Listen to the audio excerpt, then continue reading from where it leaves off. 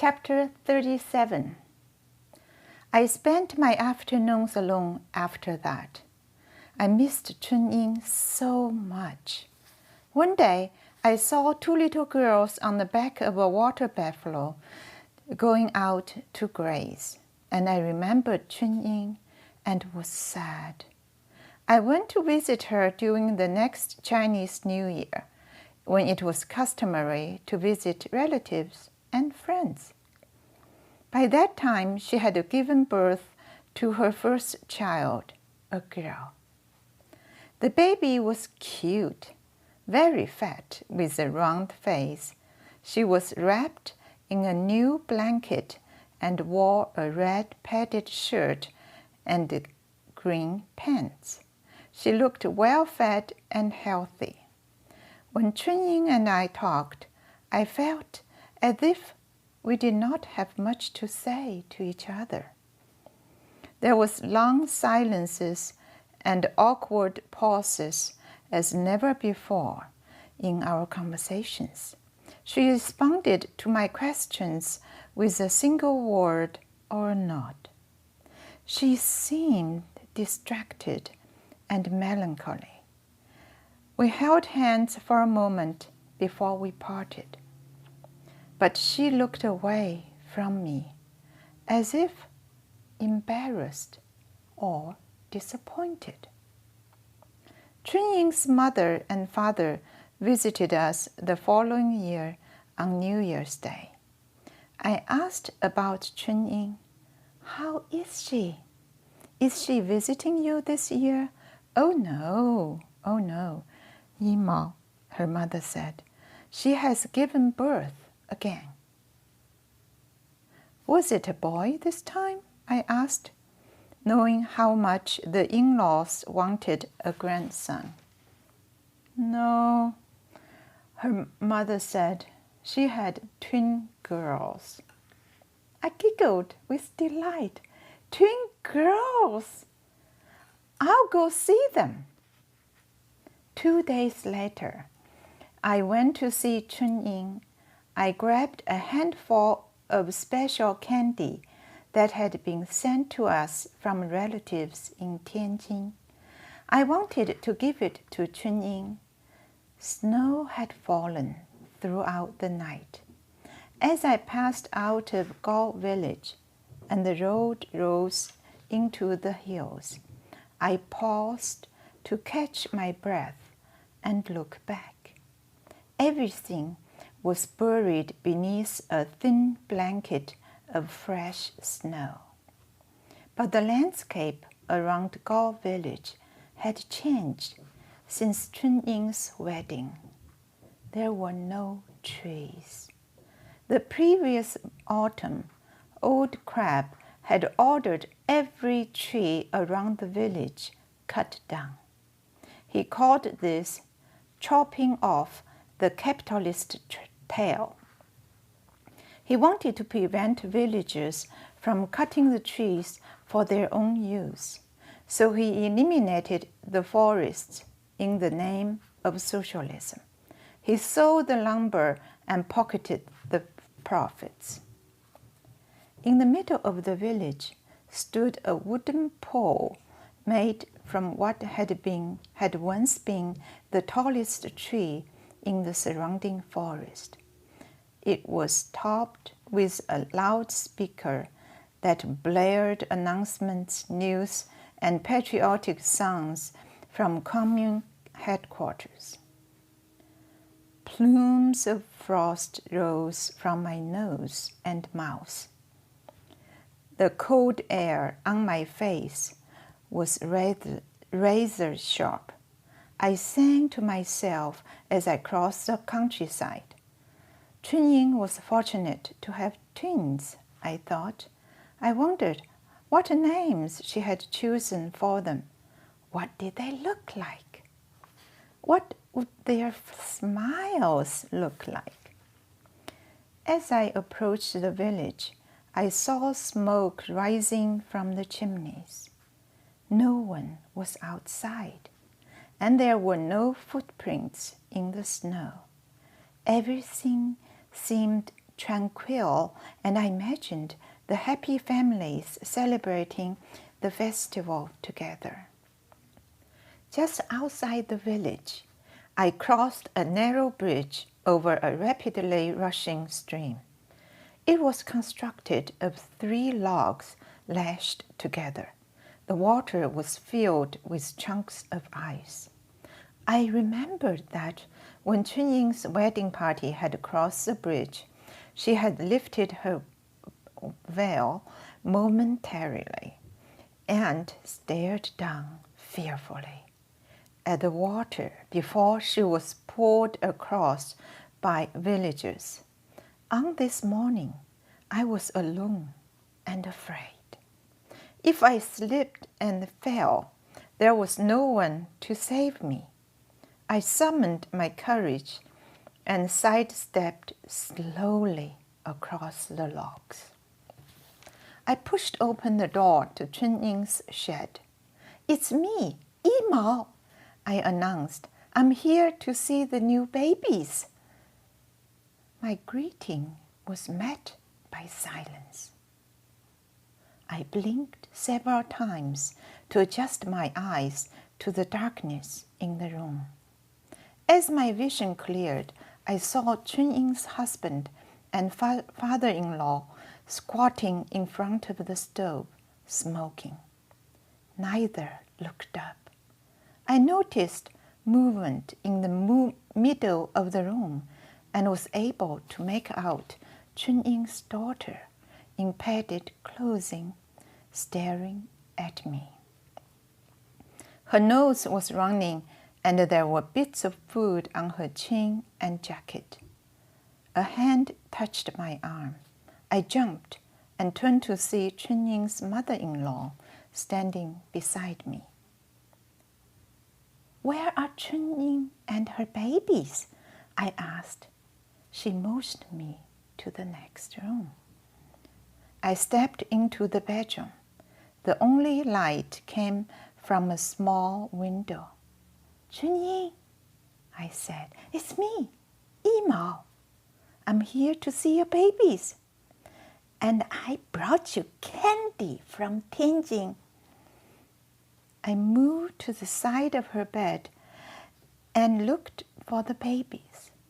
Chunying's hair was matted, and a soiled white cloth was knotted around her head. She was thin and haggard. Her dark, sad, hollow eyes followed me. She watched me as if she'd never seen me before. "What's wrong, Chunying?" I asked. "Where are your baby girls?" She didn't reply. She just continued staring at me blankly. A single tear rolled down Chunying's cheek. I leaned down to her. Her lips moved slightly, but I could not hear her. I put my face close to hers. In a weak little girl's voice, she said, "Xiaomao, Xiaomao, you are here." When we played together in the past, she called me Xiaomao, or Little Mao. "Yes, it's Xiaomao," I said. "I came through the snow to see you and your new babies." "My new babies," she said. She paused, as if the words didn't register. Then she said again, "Xiaomao, you're here." "Where are your babies, Chunying?" She turned her eyes to the wall and responded with a low, broken moan. Her mother-in-law came into the room. "Chunying needs her rest," she said. She pulled the blanket up to Chunying's chin. I laid the candy on the blanket and left the room with the older woman. I'm leaving now, Chunying, I said, but I'll be back. When we were in the next room, I asked, where are the babies? And why is Chunying so sad? She should be so happy. Oh, the mother-in-law began and paused to breathe a long sigh. It's such a pity. It's just her fate. She has a bitter life, and now she brings bitterness to us. She already had a thing that we're destined to give away. She pointed to the little girl on the floor when she said a thing. We're poor. We can't afford any more debt collectors. By debt collectors, she referred to girls who cost the family money to raise and then married and left to join another family. Those new ones were real debt collectors because they came on New Year's Eve, the traditional time for collecting debts. Oh, I felt a chill as she spoke. A premonition of what she was about to reveal warmed its way into my mind. I wanted to cover my ears, to run, to put my hand over her mouth so she could not tell me. Instead, I stood before her and tried to wish away the awful truth.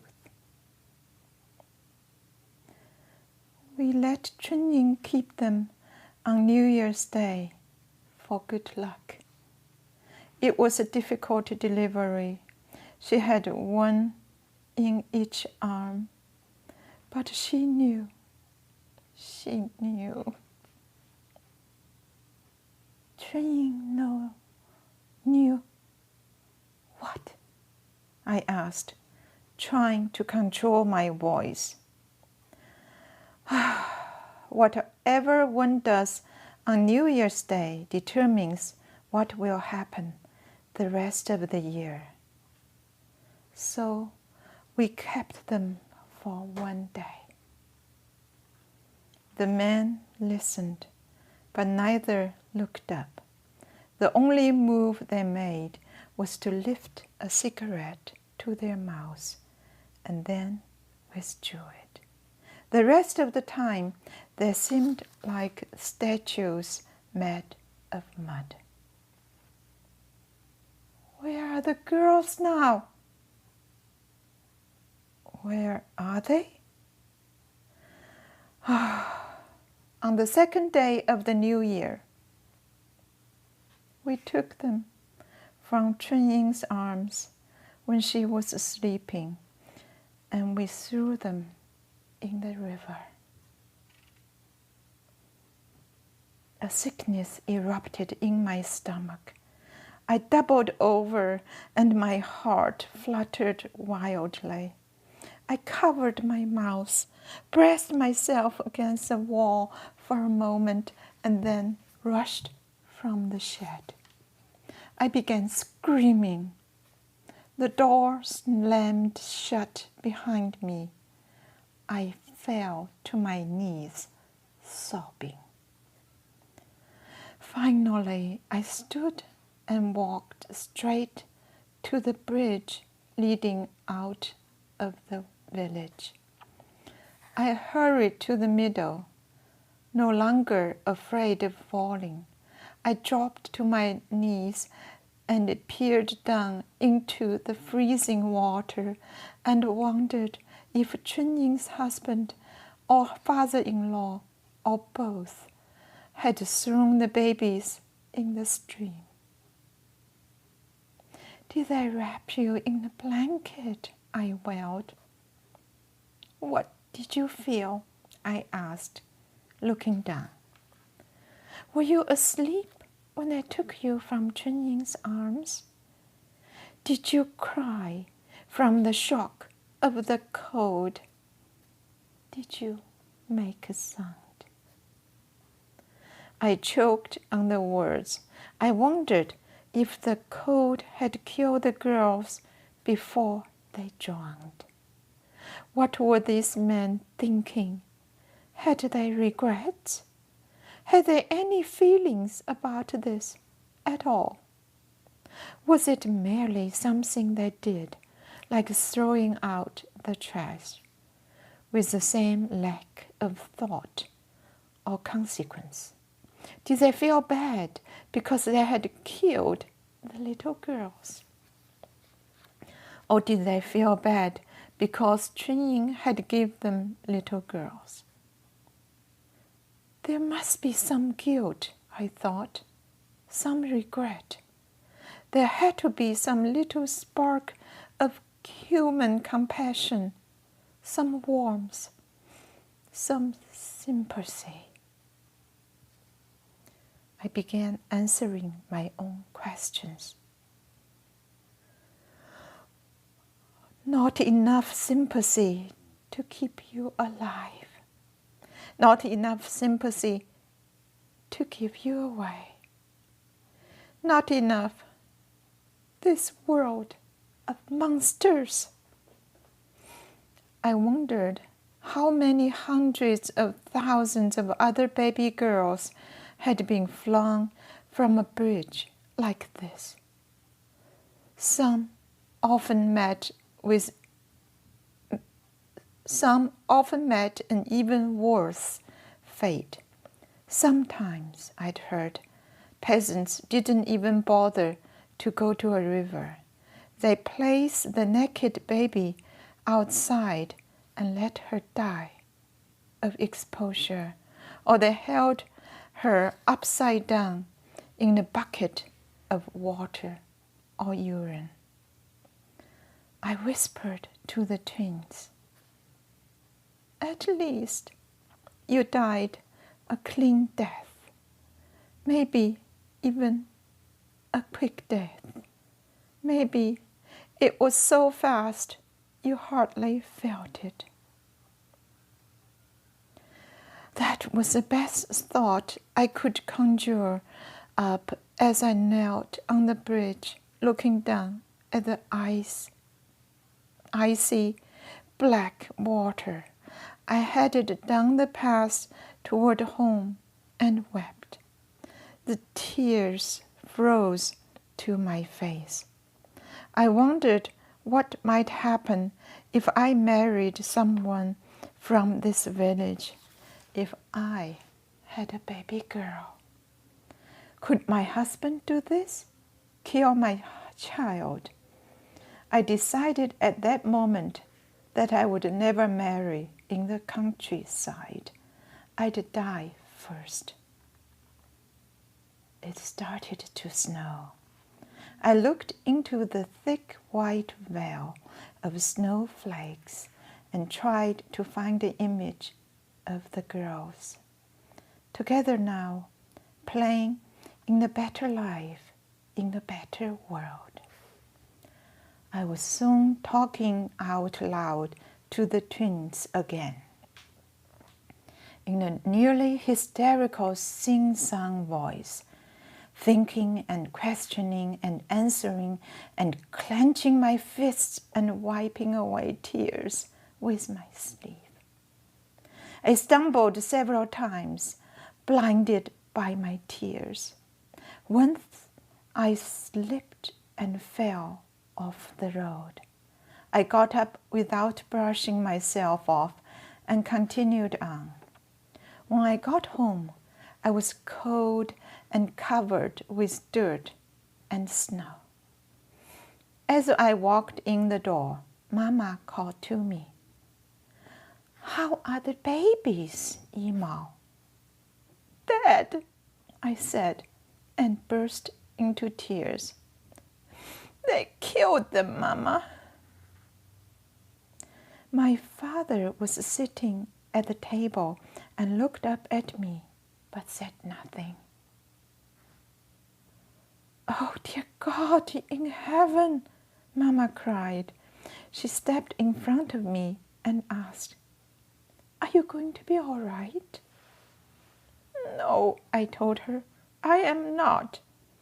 I took off my jacket and trousers and crawled into my bed and cried for the rest of the day. Mama never brought up Chunying's babies again. Nobody did.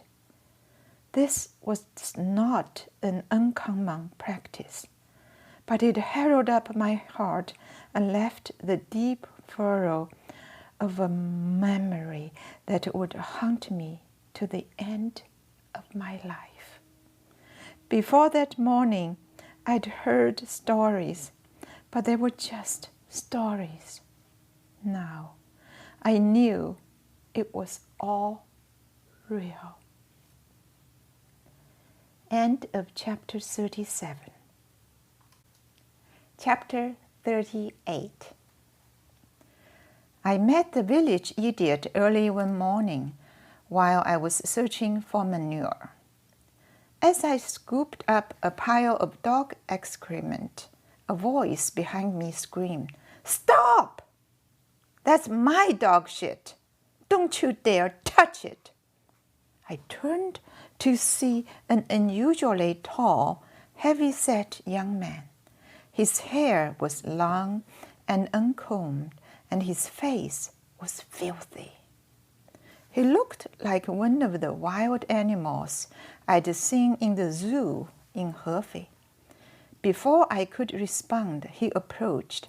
His eyes narrowed menacingly, and he shouted, "I saw you! I saw you! I know what you are doing." All right, I said.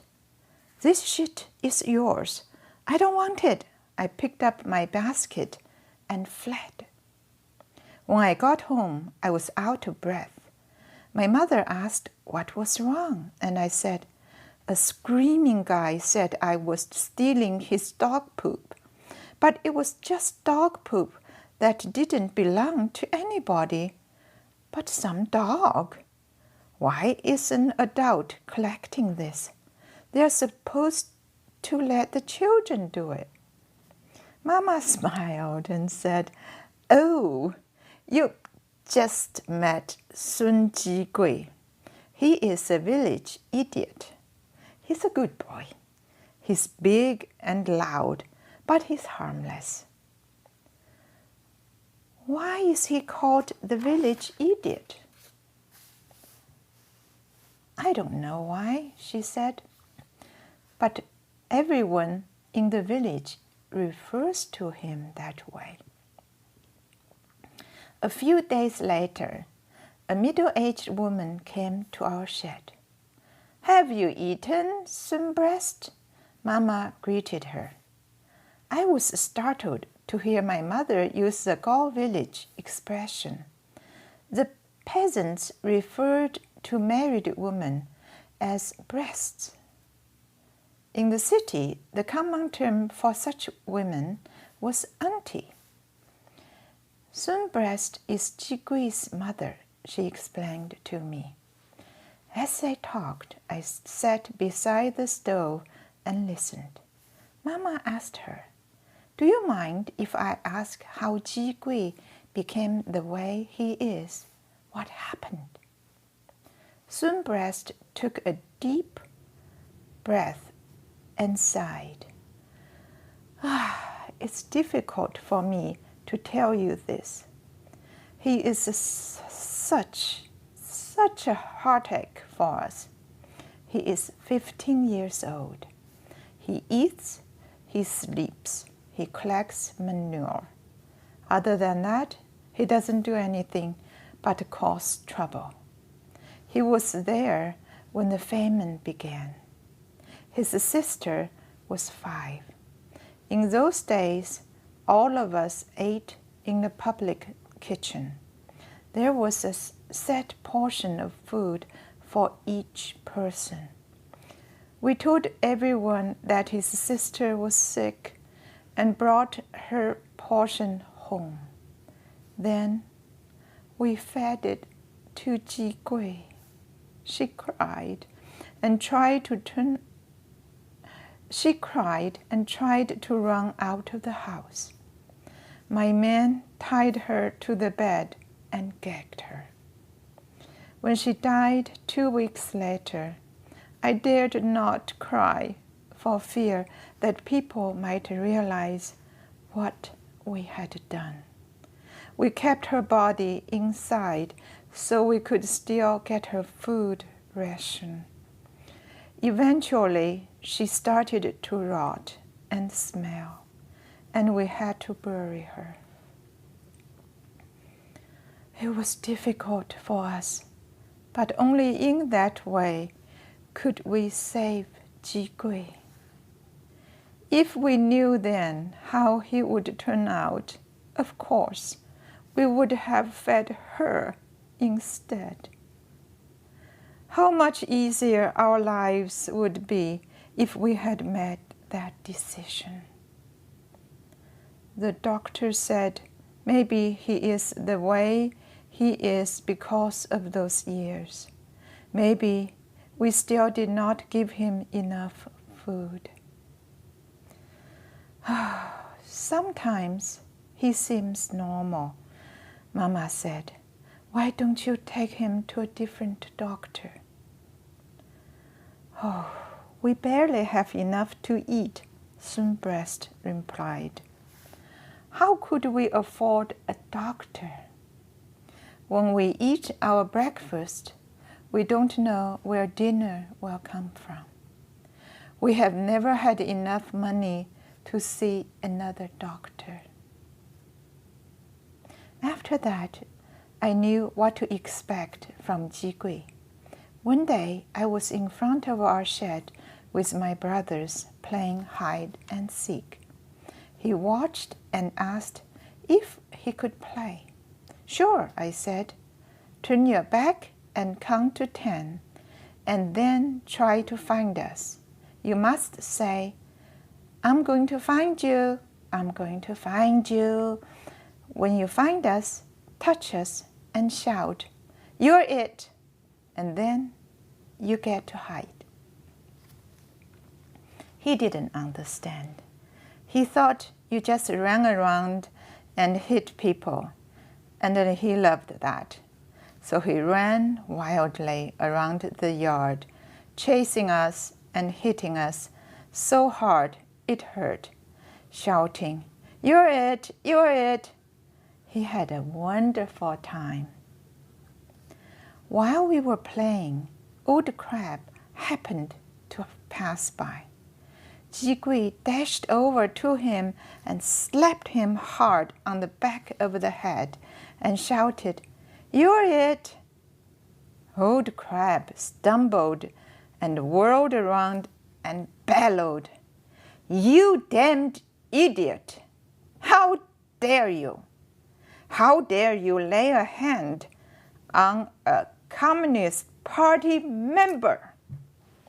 He grabbed Ji Gui by the wrist and began beating him. Ji Gui fell down, and Old Crab grabbed a rag and jabbed him with it. Ji Gui managed to get away, and Old Crab couldn't catch him.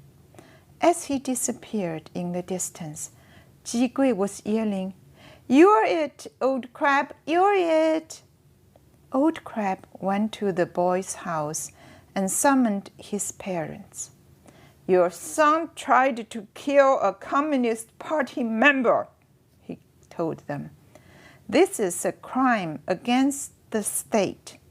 Your boy is an anti-revolutionary. According to the 6 Articles of Public Security, I can send him to jail. Ji Gui's father was shaken by Old Crab's words. I am so sorry, he cried. He begged Old Crab to spare the life of his boy. Swinburne pushed a new package of cigarettes into Old Crab's hand. "Please come back later for dinner, team leader. I will kill chicken for you. I will beat Ji Gui and will make him kowtow to you." Old Crab hesitated before replying. "I'll forgive him this one time, but no more." "Thank you," Ji Gui's father said. "He'll pay for this, believe me." 3 days later, Ji Gui came to our hut.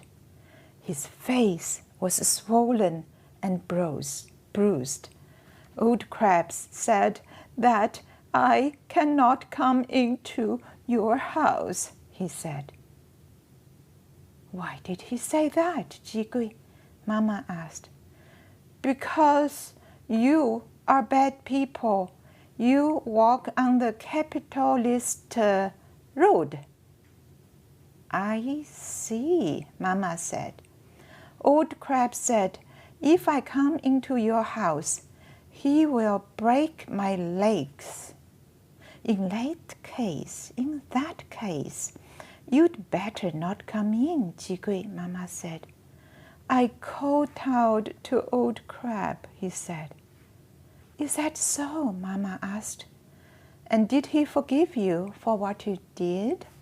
"No, he kicked me in the head," Ji Gui said. "Is Old Crab a good man or a bad man, Teacher Li?" Mama pretended that she hadn't heard the question. Suddenly, Ji Gui blurted out, "Teacher Li, Papa beat me because he's not my real Papa." "I know your Mama and Papa, Ji Gui. They're good people." "No, you don't. My real Papa is Chairman Mao," he said, his voice rising. "What do you mean?" Mama asked. "Chairman Mao is my Papa," Ji Gui said. "I have his red book. I have his picture. I love him." "How did you learn this?" Mama asked. "I heard people say Chairman Mao is dearer than any Mama or Papa. They said Chairman Mao loves me, so Chairman Mao is my real Papa." "That's good," Mama said. "Go play now." "Okay," he said and smiled. "I'm going to find some shit and make my real Papa proud of me." End of chapter 38.